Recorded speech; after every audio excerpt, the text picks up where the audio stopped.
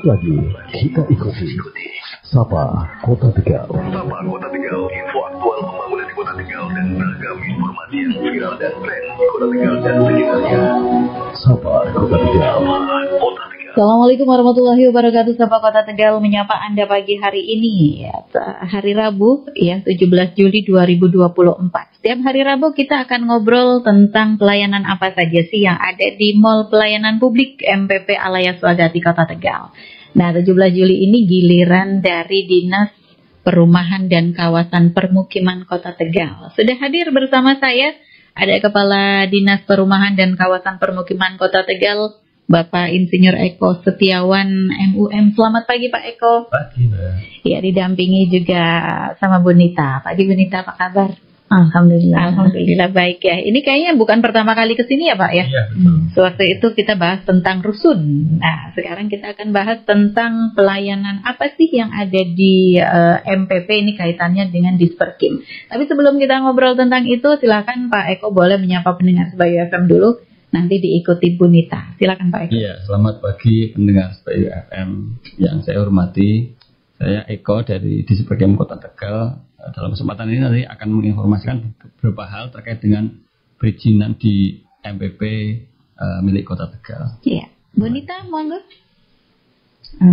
Selamat pagi, ini saya sebagai fungsional penata kelola perumahan. Ini nanti saya mendampingi Pak Kadis untuk menyampaikan hal-hal yang berkaitan dengan persyaratan untuk pengajuan pengesahan site plan, site plan perumahan. Iya, ini sudah dibocorkan sedikit sama Bu Nita tentang pengajuan izin site plan. Nah, tapi sebelumnya saya nanya dulu nih Pak, mungkin yang di rumah atau yang saat ini juga sedang melihat kita di YouTube, ada yang ingin tahu pelayanan dari Disperkim di MPP ini melayani apa saja Pak? Iya baik, untuk Disperkim sendiri kami ada dua. Yang pertama tentang pemakaman, di baik itu pendaftaran baru maupun perpanjangan, kemudian izin site plan untuk perumahan baru.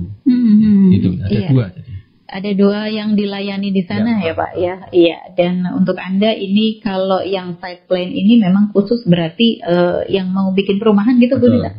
Betul. Iya. Satu-satu ya Pak ya, ya biar lebih jelas lagi. Kita yang ke site plan dulu ini. Kalau misalnya nih ada investor begitu Pak, mau bikin perumahan di Kota Tegal, ini harus mengurus izin site plan dulu. Langkah pertama ini Pak. Jadi yang pertama sebetulnya tentunya punya lahan dulu, atau ada juga yang belum punya lahan tapi pengen punya usaha invest pengembang perumahan. Yang pertama kali harus tahu adalah tentang tata ruang. Jadi jangan sampai beli tanah yang sebetulnya nggak boleh dibangun, karena peruntukannya bukan permukiman, jadi industri ataupun persawahan atau bahkan zona hijau, itu nggak boleh. Nah, untuk mengetahui tata ruang, tanyanya ada di bidang tata ruang DPUPR. Jadi ke sana dulu. Nah, itu yang start awal. Setelah di sana nanti akan mendapatkan keterangan rencana kota KRK. Dari situ baru melangkah ke Disperkim, gitu. Nah, maaf, sebelum Disperkim sebenarnya tanahnya dibeli dulu, gitu. Iya dong Pak. Ya. Nah, di sana ada proses yang harus dilalui di kantor pertanahan. Nah, kebetulan kantor pertanahan sekarang saat ini ada di dalam balai kota, jadi koordinasinya lebih gampang. Nah, itu baru mereka harus tahu tentang luasan, kan harus diukur hamparan dalam bentuk sertifikat induk.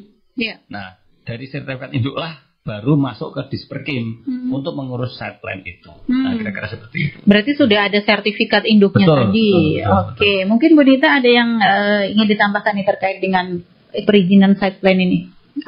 Sebenarnya itu untuk site plan itu adalah salah satu dari sekian banyak dokumen yang harus dipenuhi oleh pengembang. Jadi untuk yang awal mula itu sebenarnya mereka harus mengurus persetujuan pemanfaatan ruang itu, istilahnya PKKPR itu di DPM PTSP itu saya agak kurang paham ya, itu melalui OSS atau seperti apa. Itu untuk awal untuk perizinan perumahan. Terus kemudian ada beberapa kayak yang disampaikan Pak Kadis tadi tentang tata ruangnya, itu ada KRK. Terus kemudian ada pengukuran dari BPN juga. Jadi ketika kita pengembang mengajukan site plan itu ukuran tanahnya harus sama persis. Jadi ketika dibagi itu tidak ada yang berkurang gitu. Terus kemudian karena kita wilayah Tegal itu kita harus mengetahui betul bahwa di tanah yang akan dibangun itu, perumahan yang akan dibangun itu bebas dari banjir. Jadi harus ada keterangan file banjir dari bidang pengairan. Iya, ada beberapa tahapan sebelum izinnya dikeluarkan begitu ya Bu ya. Tapi kalau tahapan-tahapan itu sudah dilalui, bisa juga datang ke Disperkim ini, ke MPP juga bisa. Iya, di lantai berapa? Kita dorong untuk di MPP. MPP ya, untuk yang site plan ini. Silakan bisa datang ke MPP. Ini setiap hari ya Pak, sesuai jam kerja ya. Kita melayani dari jam 9 sampai jam 12. Oh, 9. Karena mohon maaf ya kepada masyarakat Tegal karena keterbatasan personil. Jadi kami akan mengalokasikan tenaga di sana dari jam 9 sampai jam 12. Oke. Di lantai berapa Pak? Di lantai 2. Lantai 2. Jadi silakan ini tadi yang site plan-nya sudah. Nah, sekarang karena di sana pelayanan ada 2, kita ke yang izin pemakaman ya Pak ya? Iya, betul. Iya, kalau izin pemakaman Pak, saya boleh tahu nggak sih Pak, fungsinya untuk apa sih Pak? Yang utama itu sebetulnya untuk kerapihan administrasi. Jadi baik itu dari sudut pandang pemerintah daerah maupun dari sudut pandang masyarakat.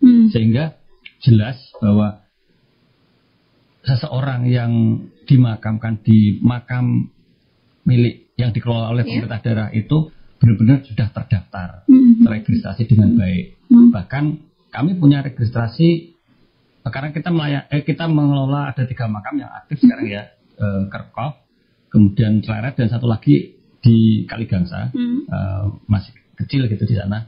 Nah, yang Kerkop pun di situ ada makam-makam orang Belanda, jadi terregistrasi, terdaftar. Oh, itu datanya masih ada Pak? Masih ada, walaupun untuk kondisi sekarang ada yang memang sudah diambil atau sudah tidak diurus gitu ya. Tapi data awal ada, dan ada beberapa keluarga dari Belanda yang memang datang ke sini untuk menengok makam keluarganya supaya tidak dibongkar, karena dari sisi perda dimungkinkan dalam waktu sekian tahun makam yang terlantar itu bisa dibongkar atau diisi lagi oleh jenazah lain. Nah itu teori atau aturannya. Namun demikian memang makam di Kota Tegal relatif masih cukup luas.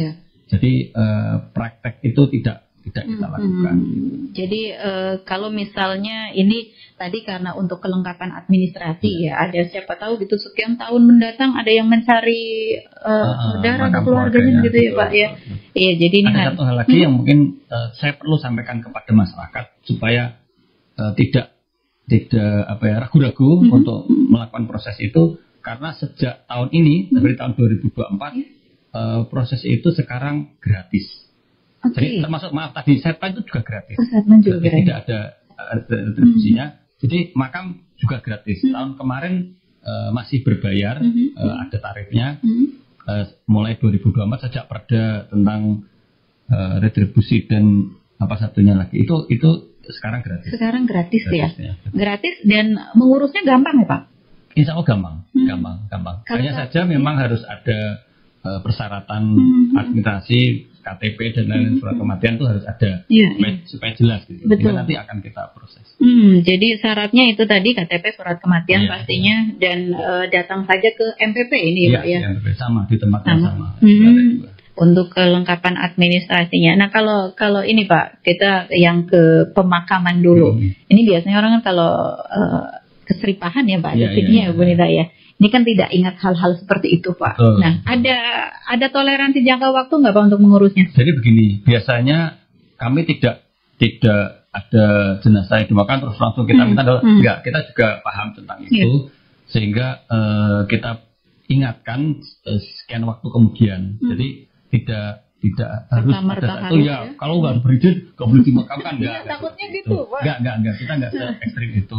Bahkan maaf, pada saat COVID yang begitu gencarnya itu kami juga catat dulu ini keluarga siapa. Nah pada saatnya nanti dari staf kita akan coba menghubungi Cuman kan tidak semuanya bisa kita lakukan itu, sehingga upaya untuk memproses itu dari keluarga lah. Diharapkan ada kesadaran dari keluarga. Kita hanya sekedar mengingatkan saja. Tapi tidak ada jangka waktu istilahnya kata tadi bulan belum ada izinnya Ibu Nita. Ya malah kita mengingatkan gitu. Gak se ekstrim itulah. Lagian juga pengurusan izinnya gampang ya Pak. Ya gampang. Ini untuk seluruh makam yang ada di Kota Tegal. Bukan. Jadi makam di Kota Tegal itu kurang lebih 118. 118. Nah, kami hanya mengelola 3 yang aktif ya. Nah, yang lain sifatnya adalah makam desa atau dulu makam wakaf. Atau masyarakat tahunya makam desa lah, itu dari wakaf. Itu kami tidak kelola, namun pengurus atau penjaga makam itu tetap dalam binaan kami. Jadi tidak semuanya dikelola oleh Pemkot secara langsung tidak. Hanya 3. Hanya 3 dan tapi alangkah baiknya sih memang kalau itu ada pencatatan administrasinya Pak ya. Betul. Termasuk walaupun itu makam wakaf. Jadi ya itu tadi kalau siapa tahu puluhan tahun mendatang ya Bu ya ada yang mencari, keluarga yang mencari juga. Baik, kalau ini balik lagi ke site plan tadi nih Bu Nita. Kalau misalnya tadi kan disampaikan gratis ya. Kalau gratis dan misalnya ada pengembang atau investor yang bikin perumahan tapi belum bikin izin site plan, ini gimana Bu? Kalau jadi ini kadang yang bikin merugikan konsumen ya. Jadi ada banyak sekali orang yang datang ke saya minta site plan gitu. Padahal dia itu sebagai konsumen.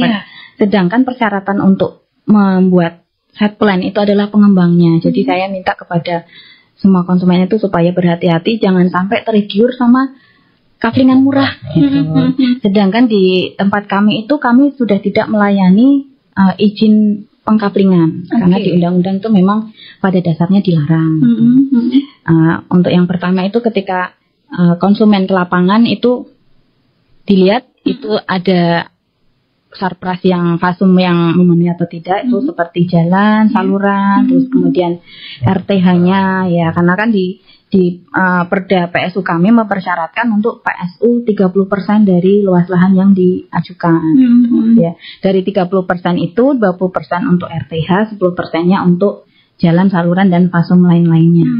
Iya, tapi adakah sanksi Bu buat pengembang atau investor yang tidak mempunyai izin ini? Kalau untuk sanksi itu kami bekerja sama dengan OPD lain, terutama dengan leadernya kami dari DPUPR atau bidang penataan ruang sebagai untuk penegakan perda RT RW ya, itu kami sempat memasang patok itu ya Pak. Intinya itu belum berizin. Ketika ada tulisan belum berizin kan otomatis tidak akan ada yang membeli lah. Betul. Iya, jadi ini untuk konsumen juga harus berhati-hati. Iya, jangan tergiur harga murah. Biasanya itu Bu. Iya. Waduh, iya. Tapi sebenarnya kewajiban mengurus itu bukan dari konsumen ya Bu. Bukan, tapi justru dari pengembangnya. Untuk Anda yang mau beli rumah di Tegal nih hati-hati. Ini sebenarnya menarik sekali perbincangan kita Pak Eko. Tapi sayang waktu kita memang terbatas hanya 15 menit. Iya betul. Masyarakat harus tahu persis itu, jangan sampai terjebak. Nah itu, karena ini kan jadi banyak terjadi perbincangan juga di masyarakat Ibu ya. Nanti mudah-mudahan Pak Eko atau Bu Nita bisa berkesempatan hadir di sini lagi. Tapi sebelum ditutup Pak Eko, ini singkat saja sebagai closing statement. Mungkin Pak Eko bisa menyampaikan ke masyarakat untuk selalu tertib, terutama perizinan ini yang kaitannya dengan disperking. Oke, terima kasih. Untuk masyarakat Kota Tegal silakan untuk tertib administrasi pemakaman, mohon bisa segera setelah waktu keseripan itu lewat untuk mengurus administrasi pemakaman. Ada di MPP Kota Tegal lantai 2. Kemudian untuk site plan, monggo untuk para developer, karena yang akan mengajukan harus developer itu harus tahu persis kondisi tata ruangnya, kemudian baru masuk untuk diajukan ke Disperkim. Kemudian untuk masyarakat jangan tergiur harga tanah murah, jangan sampai kemudian tidak bisa dibangun atau bahkan nanti kalau dibangun juga akan digusur atau mungkin malah tanah sengketa. Nah ini harus hati-hati. Ya saya rasa demikian dari Disperkim. Terima kasih. Bu Nita mungkin ada tambahan? Silakan. Intinya sama dengan Pak Kasih ya, jangan tergiur dengan harga murah. cek lagi perizinannya sudah lengkap atau belum. Kalau sudah terlanjur beli nanti rugi sendiri karena semua perizinan tidak akan bisa keluar. Betul. Iya. Jadi harus berhati-hati intinya seperti itu. Baik, terima kasih Pak Eko, Bu Nita sudah hadir di sini. Mudah-mudahan lain waktu bisa ketemu lagi, bisa ngobrol lagi ya Pak ya. Iya. Dan Sahabat Kota Tegal pagi hari ini ditutup. Terima kasih. Wassalamualaikum warahmatullahi wabarakatuh. This is your radio, your station. Terima kasih. Anda baru saja mengikuti Sapa Kota Tegal. Anda bisa menyimak semua siaran tunda Sapa Pagi Kota Tegal di media sosial Sebayu FM Kota Tegal.